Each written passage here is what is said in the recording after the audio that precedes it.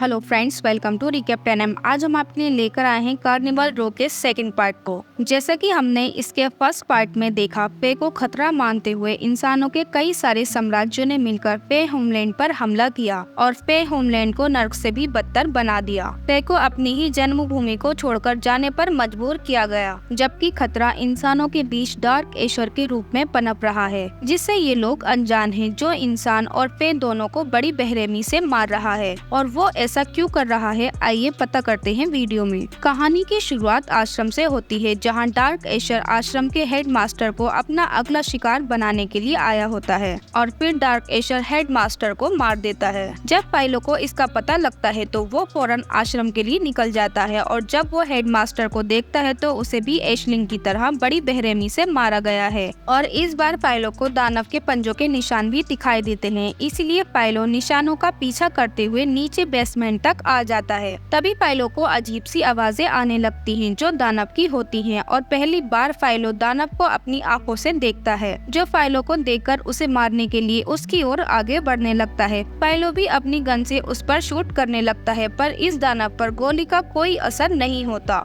और जब पाइलो दोबारा अपनी गन रिलोड करता है, तब तक दानव यहाँ से चला जाता है। पाइलो को यहाँ पर एक लीवर भी मिलता है, जो हेडमास्टर का होता है। पाइलो काफी हैरान होता है कि आखिर दानव ने उसे क्यों नहीं मारा और एशलिंग की तरह दानव ने हेडमास्टर के लीवर को क्यों निकाल लिया। और इधर हम ब्लैक रेवन में वेगनेट को देखते हैं, जो पुलिस स्टेशन से झंडा लाकर अपनी काबिलियत को साबित करके ब्लैक रेवन में शामिल हो जाती है। पर तभी ब्लैक रेवन की लीडर डेलिया बताती है कि उनका माल पुलिस ने जब्त कर लिया है, मतलब हमारे बीच कोई खबरी है जो उन तक हमारी सारी खबरों को पहुंचा रहा है। लीडर उस खबरी को सामने आने को कहती है, पर वो सामने नहीं आता क्योंकि यहाँ गलती की सजा सिर्फ मौत है। इधर पाइलो को भी कुछ समझ नहीं आ रहा कि दानव जिसका भी शिकार कर रहा है उनका लीवर क्यों निकाल रहा है, उसके पीछे क्या मकसद है। इसलिए उस दानव के बारे में और जानने के लिए पाइलो मीमा के पास आता है, जो उसे बताती है कि हमारी प्राचीन कहानियों में एक डार्क एशर का जिक्र किया गया है, जिसे बनाने के लिए अलग अलग जीवों के टुकड़ों को जोड़कर एक ढांचा बनाया जाता है और ये बेमेल चीजों का संयोग एक नई काली शक्ति को जन्म देता है, जिस पर पाइलो को यकीन नहीं होता। उधर पाइटी भी एप्सिलॉन के सामने झूठा नाटक करती है कि उसे अपने बेटे की फिक्र हो रही है, जबकि इसी ने अपने बेटे को किडनैप किया है। और ये एप्सिलॉन को यकीन दिलाती है कि लोंगरबैन ने ही जोना को किडनैप किया है। इसीलिए जब लोंगरबैन एप्सिलॉन के सामने अपने राजनीतिक मुद्दों पर चर्चा करता है कि अब इन क्रीच और फे को बर्दाश्त नहीं किया जा सकता, जिस पर एप्सिलॉन अपने गुस्से को कंट्रोल नहीं कर पाता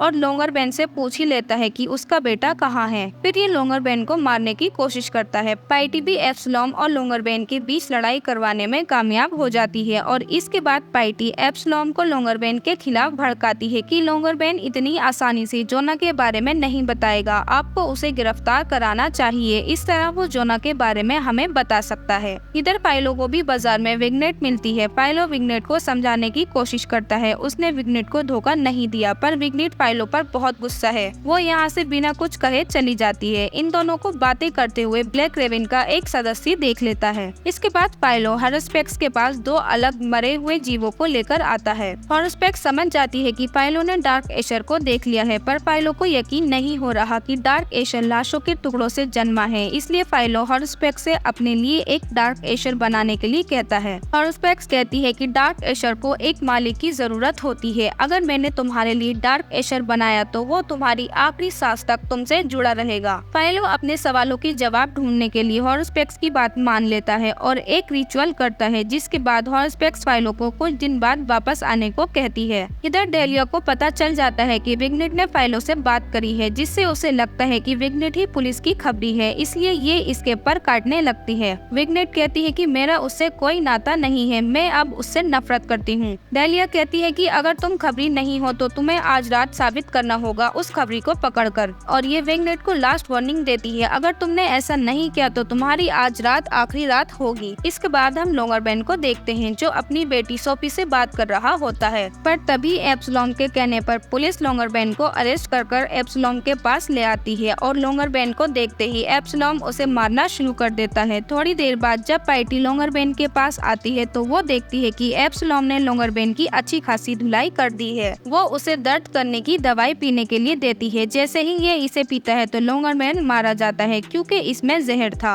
और बाहर आकर पाइटी एप्सिलॉन से झूठ कहती है कि तुमने उसे इतनी बेरहमी से पीटा, उस वजह से वो मारा गया। पर उसने मरने से पहले जोना को जहाँ रखा है वहाँ का एड्रेस बता दिया। इधर पाइलो के पास टॉर्मलिन आती है जो उसे बताती है कि विग्नेट मुसीबत में है। अगर उसने ब्लैक रिवन के उस खबरी के बारे में पता नहीं करा जो उनकी सारी खबरें आकर तुम्हें देता है तो वो उसे आज रात मार देंगे। विग्नेट को बचाने के लिए फाइलो बता देता है कि उनका खबरी हैमलिन है, जिसे डेलिया अपना राइट हैंड समझती है। इसके बाद विग्नेट डेलिया को आकर बता देती है जिसे वो अपना वफादार समझती है वही आस्तीन का सांप है। इसलिए डेलिया विग्नेट को हैमलिन को मारने को कहती है और फिर विग्नेट हैमलिन के पास आकर उसे अपनी बातों में उलझा लेती है। और जैसे ही ये हैमलिन को मारने के लिए अपना चाकू निकालती है तो हैमलिन समझ जाता है और फिर ये दोनों लड़ना शुरू कर देते हैं। विग्नेट हैमलिन को मारने की कोशिश करती है पर हैमलिन भी काफी तेज है और ये विग्नेट को नीचे गिराने की कोशिश करता है, पर तभी विग्नेट संभल जाती है और ऊपर आके इसके पर में चाकू घुसा देती है और ये नीचे गिरने लगता है। पर जब विग्नेट नीचे आती है तो हैमलिन पीछे से वार कर देता है और इसे मारने ही वाला होता है, पर वहाँ पाइलो आकर हैमलिन को गोली मार देता है और विग्नेट को बचा लेता है और ये दोनों मिलकर इसकी लाश को ठिकाने लगा देते हैं। और पाइलो विग्नेट से माफी मांगता है कि उसे झूठ नहीं बोलना चाहिए था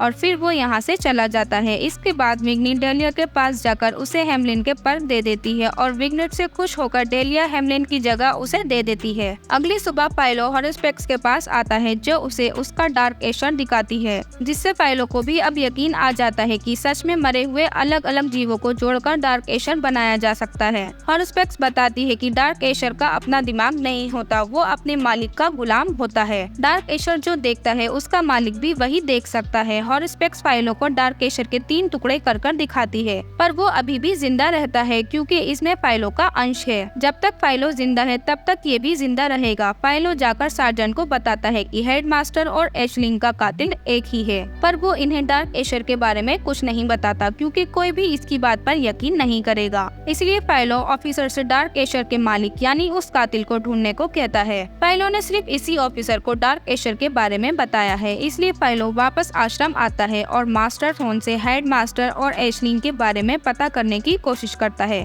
जिस पर मास्टर बताते हैं कि मैं नहीं जानता कि इन दोनों का आपस में क्या कनेक्शन है और कौन इन्हें मार सकता है। फिर फाइलो एक रूम में जाता है। यहाँ आकर फाइलो को अपना बचपन याद आ जाता है क्योंकि फाइलो का बचपन यहीं पर गुजरा है। फाइलो को लगता है कि मास्टर कुछ छिपा रहे हैं, इसलिए वो दोबारा मास्टर के पास आकर हेडमास्टर के बारे में पूछता है। फाइलो के ज्यादा पूछने पर मास्टर उसे बताते हैं कि हेडमास्टर अक्सर गर्ल्स डे पर रो की एक बदनाम घर में जाया करते थे जो पूरे रो में मशहूर था। ये सुनकर फाइलो को बहुत अजीब लगता है, जिसके बाद वो यहाँ से चला जाता है। इसके बाद लोंगरबेन की बेटी सोफी सांसद में अपने पिता की जगह ले लेती है, जो आते ही फे के खिलाफ जहर उगलने लगती है और चांसलर एप्सिलॉन से कहती है कि जो मेरे पिता नहीं कर पाए वो मैं कर कर दिखाऊंगी। हम लोग अब तक पे को बर्दाश्त करते आ रहे हैं पर अब और नहीं करेंगे, हमें ये गंदगी साफ करनी ही होगी, जिस पर काफी सारे लोग सोफी की तरफ हो जाते हैं। इसके बाद फाइलो रो में उसी जगह आता है जहाँ पर हेडमास्टर अक्सर आया करते थे। फाइलो मोइरा से हेडमास्टर के बारे में पूछता है, जिस पर मोइरा बताती है कि हेडमास्टर अक्सर गर्ल्स डे की रात को आया करते थे। वो यहाँ पे से मिलने के लिए नहीं, डॉक्टर मोरेंज से मिलने के लिए आते थे। ये सुनकर फाइलो डॉक्टर मोरेंज के पास आता है जो उसे बताते हैं कि वो और हेडमास्टर एक दूसरे से प्यार करते थे और वो दोनों मिलने के लिए टीटरबी की बदनाम गलियों में जाया करते थे ताकि कोई भी इन दोनों पर शक ना करे। एशलिंग और हेडमास्टर एक दूसरे को जानते थे। अब से 20 साल पहले हेडमास्टर एशलिंग का गाना सुनने के लिए जाया करते थे। फाइलो डॉक्टर मोरेंज से कहता है कि आपका राज हमेशा राज ही रहेगा।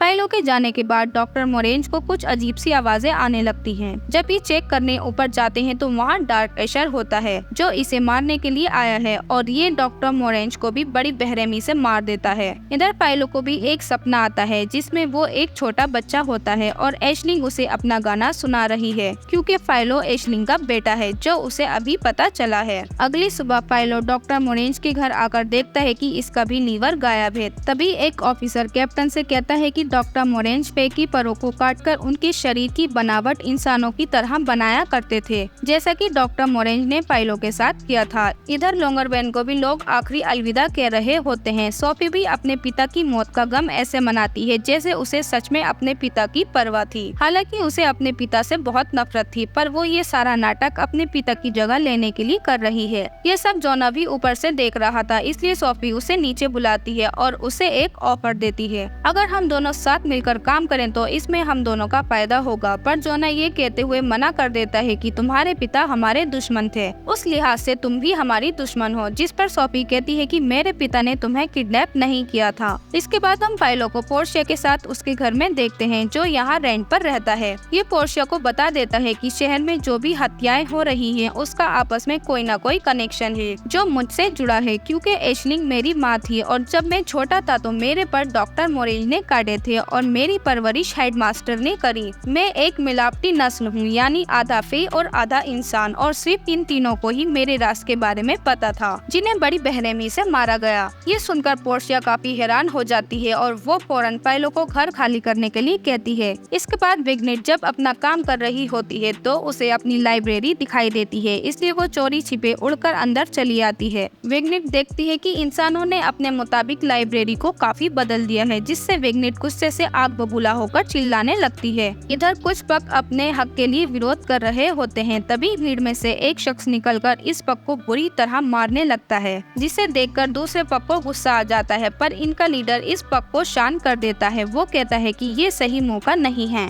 जब डॉक्टर मोरेंज की केस के लिए बेरिक पूछताछ करने के लिए मोइरा के पास आता है तो उसे पता चलता है कि फाइलो यहाँ पहले ही आ चुका है, जिसके बाद बेरिक फौरन पुलिस स्टेशन आकर कैप्टन को सब कुछ बता देता है कि फाइलो डॉक्टर मोरेंज को मारने से पहले ही मोइरा के पास पूछताछ के लिए गया था, और कैप्टन के पूछने पर यह भी बताता है कि उसने डार्क एशर को भी देखा है। सार्जेंट कहता है कि डॉक्टर मोरेंज की मौत से पहले फाइलो उनका पीछा क्यों कर रहा था। ये सुनकर कैप्टन कहते हैं कि अब से फाइलो पर नजर रखो, वो कहाँ जाता है, क्या करता है और किससे मिलता है, सब कुछ पता करो। इधर विग्नेट भी काफी गुस्से में है, इसलिए लाइब्रेरी में आने वाले सभी लोगों को वो यहाँ से डराकर भगा देती है। इसके बाद हम हॉर्सपैक्स को देखते हैं, जिसे डार्क एशर मारने के लिए आया है। जैसे ही ये इसे मारने के लिए आगे बढ़ता है तो हॉर्सपैक्स की आँख खुल जाती है, क्योंकि ये एक सपना था। हॉर्सपैक्स पाइटी से कहती है कि मेरा अंत करीब है, जिस पर पाइटी कहती है कि कोई तो रास्ता होगा उस डार्क एशर को रोकने का। हॉर्सपैक्स कहती है कि हम मौत को धोखा नहीं दे सकते, खास तौर पर जब वो डार्क एशर के हाथों लिखी हो। इसके बाद हम देखते हैं कि विग्नेट को अरेस्ट कर लिया जाता है, पर फाइलो इस बात से अनजान रनियन के पास एशलिंग के बारे में और पता करने के लिए आता है। रनियन कहता है कि एशलिंग बहुत मशहूर सिंगर थी और कुछ टाइम के लिए वो सब कुछ छोड़कर चली गई। उसने एक बच्चे को जन्म दिया और फिर उसके बाद से वो काफी उदास रहने लगी। फाइलो को कुछ खास पता नहीं चलता,